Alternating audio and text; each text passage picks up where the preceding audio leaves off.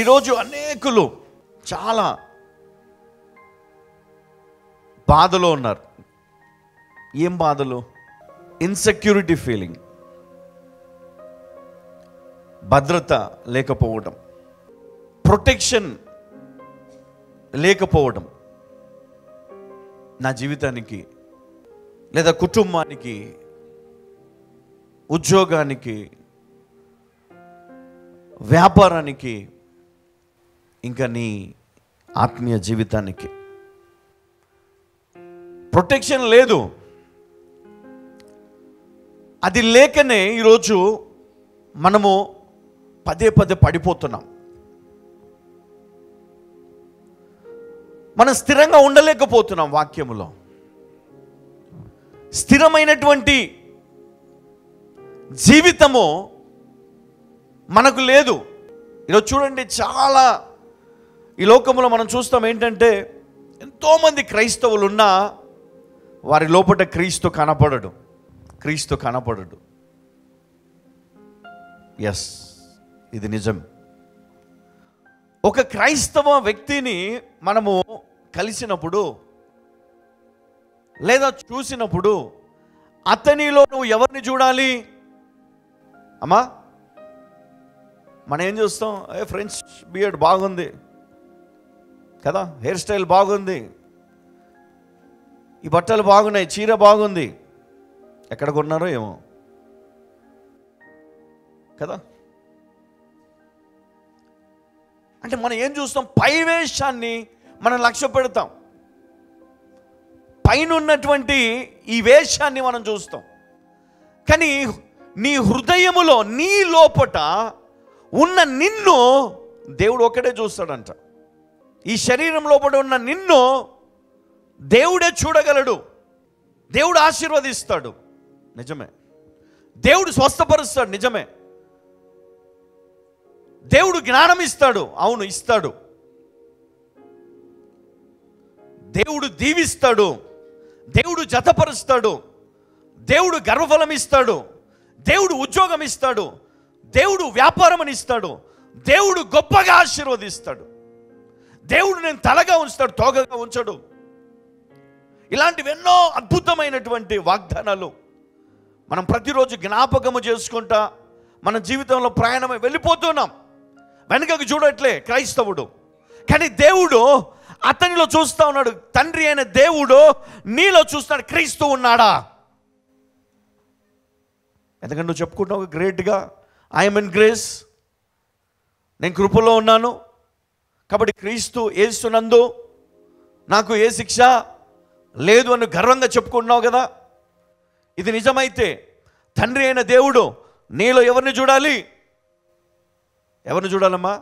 కానీ ఎవరిని చూస్తున్నాడు ఈరోజు? చెప్పగలరా? ఎవరిని చెప్పగలరా? నీలో క్రీస్తు కనపడట్లే. మరి ఎవరు కనపడుతున్నారు? నీలో స్వార్థపరుడు కనపడుతున్నాడు. నీలో ఎవరు కనపడుతుంది? ఒక దొంగ, నీలో ఒక మోసగాడు, నీలో ఒక ద్వేషి, ద్వేషించువాడు, అబద్ధాలు చెప్పేవాడు, మోసము చేసేవాడు, అన్యాయము చేసేవాడు కదా. మీలో ఒక శోధకుడు, ఇతన్ని శోధించడం. ఇంకెవరున్నారు మీ లోపట కదా? లస్ట్ ఉంది మన లోపట, స్వార్థం ఉంది. ఎప్పుడు దోచుకుందామా, ఎప్పుడు గొప్పలు అయిపోదామా? వినాలి జాగ్రత్తగా. ఈరోజు తండ్రి అయిన దేవుడు నిన్ను చూసినప్పుడు నీలో ఏం కనపడాలి అంటే క్రీస్తు కనపడాలి, క్రీస్తు ప్రేమ కనపడాలి, క్రీస్తులో ఉన్న సహనము కనపడాలి, ఓర్పు కనపడాలి, విశ్వాసము కనపడాలి, క్రీస్తుకున్నంత తగ్గింపు నీలోపల కనపడాలి. అప్పుడే క్రైస్తవుడు, క్రీస్తుకు సంబంధించిన వాడు. ఇదిగో క్రీస్తు నీలో ఉండాలి, నీవు క్రీస్తులో ఉండాలి, మీరిద్దరు ఏకమై ఉండాలి. తండ్రి కుమారుడు ఏకమై ఉన్నలాగున మీరును ఏకమై ఉండాలి. అప్పుడే తండ్రి అయిన దేవుడు నిన్ను యాక్సెప్ట్ చేస్తాడు. లేకపోతే తండ్రి అయిన దేవుడు నిన్ను యాక్సెప్ట్ కాదు కదా, కనీసం నిన్ను చూడడానికి కూడా ఇష్టపడాడు ఆయన. క్రైస్తవుని పేరు మార్చుకున్నంత మాత్రాన నువ్వు నిజమైన క్రీస్తు బిడ్డవు కాలేవు. ఎందుకు ఆయన తన స్వరూపంలో చేశాడు? ఎందుకంటే నరుడు ఆయనలాగా ఉండాలంట, ఆయనలాగా మాట్లాడాలి, ఆయనలాగా ప్రవర్తించాలి. క్రీస్తు అలాగే ఉన్నాడు, తండ్రిని పోలిన వాడుగా అలాగే బ్రతికాడు, అలాగే చూపించాడు ఆయన ప్రేమ. ఈరోజు నువ్వు చూపించగలవా ప్రేమ? ఈరోజు నువ్వు చూపించగలవా? కదా, ఎప్పుడు చూసినా కామముతో ఆ చూపు, ఆ మాట, అది తప్ప ఇంకా ఏమి లేదా మనుషులకు? ఉంటే ధనాశ, లేకపోతే కామము, లేకపోతే కుళ్ళు, ఇవి తప్ప ఏది ఉండదా మనుషులకు? అదే అడుగుతున్నాడు తండ్రి అయిన దేవుడు. ఇది తప్ప ఏమి లేదా? నిజమైన భక్తి, నిజమైన భయము, నిజమైన విశ్వాసము, నిజమైనటువంటి తగ్గింపు లేదా? క్రీస్తులో ఉంది. ఆ క్రీస్తును వెంబడించేవారు స్వార్థముతో వెంబడించారు. డబ్బు కోసం ఒకడు, స్వస్థత కోసం ఒకడు,